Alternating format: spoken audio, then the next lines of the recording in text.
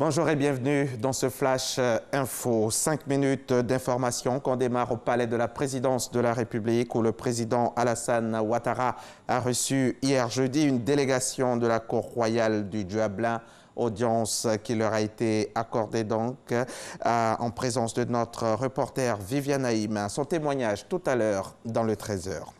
Pendant ce temps, dans la même journée d'hier jeudi, Amadou Gon Coulibaly tenait sa conférence de presse sur le bilan de l'année écoulée et les perspectives pour l'année qui démarre. Il est notamment revenu sur le dialogue politique sur le code électoral, dialogue qu'il a clos lundi après plus d'un mois de discussion.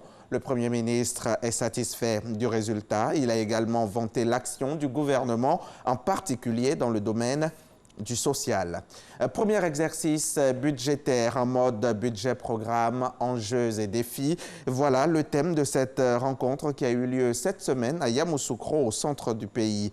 Séance de travail au cours de laquelle le ministère auprès du Premier ministre chargé du budget et du portefeuille de l'État à travers sa direction générale en charge du budget et des finances a fait un point de ces enjeux et défis. Le reportage de Kader Sorodogo, RTI Boaké.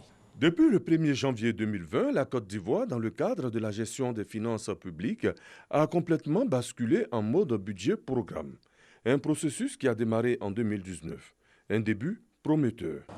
L'exercice 2019 a été marqué par le basculement en mode budget-programme avec l'élaboration du premier budget-programme de l'histoire de la Côte d'Ivoire. Je puis affirmer, sans risque de me tromper, que la Direction générale du budget et des finances a pu relever ce grand défi.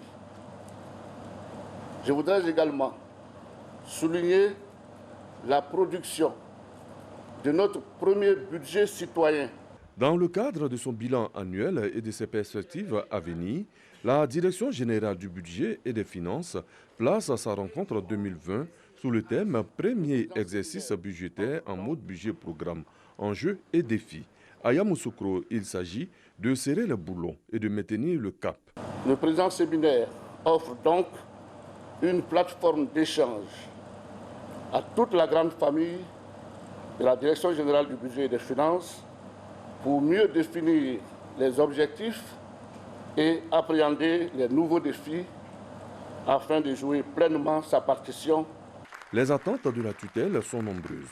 J'ai grand espoir que les conclusions de vos travaux aboutiront à des engagements qui permettront effectivement d'accélérer le développement de notre pays par une gestion efficiente de ses ressources budgétaires au profit des populations. Bilan de l'élaboration du budget 2020 en mode budget-programme, présentation du circuit d'exécution, ordonnance portant code des marchés publics, des thématiques au menu des travaux qui vont durer 2 jours.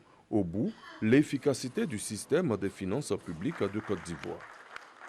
L'ONU a publié hier 20 février un nouveau document accablant sur le Soudan du Sud après plusieurs rapports ou déclarations similaires restés à ce jour sans effet. Encore une fois, le vocabulaire de l'ONU est sans ambiguïté. Je cite, « Des millions de civils sud-soudanais ont été délibérément privés d'accès aux services de base et nombre d'entre eux sont délibérément affamés, tandis que les revenus nationaux ont été détournés par les politiciens du pays. » Fin de citation. Voilà ce qu'estime donc le rapport de la Commission des droits de l'homme des Nations Unies sur le Soudan du Sud. Ce rapport d'une 50aine de pages détaille les abus commis par les belligérants entre septembre 2018, date de la signature du dernier accord de paix, et décembre dernier. Il y a un an, les Algériens descendaient dans la rue. Première manifestation d'une ampleur inédite qui a donné naissance au mouvement du Hirak. Un an après, les marcheurs sont toujours là, même si le Hirak ne s'est pas forcément formellement structuré, n'est pas devenu un interlocuteur reconnu par le pouvoir. La contestation n'a pas réussi à faire plier le système, mais certains acquis sont indéniables. La première revendication des manifestants était le départ d'Abdelaziz Bouteflika et c'est aujourd'hui peut-être la principale victoire qu'ils ont obtenue. L'ancien président a démissionné, emportant avec lui le concept de présidence à vie. L'épidémie de nouveau coronavirus a fait 118 morts supplémentaires en Chine continentale, pour l'essentiel dans la province du Hubei, portant à 2236 le nombre total de décès au niveau national. C'est ce qu'ont annoncé ce vendredi les autorités sanitaires. Le nombre de contaminations est par ailleurs reparti à la hausse avec 889 nouveaux cas confirmés en 24 heures en Chine continentale, hors Hong Kong et Macao, selon la Commission nationale de la santé. La veille, le ministère avait annoncé un nombre de nouvelles contaminations au plus bas depuis près d'un mois.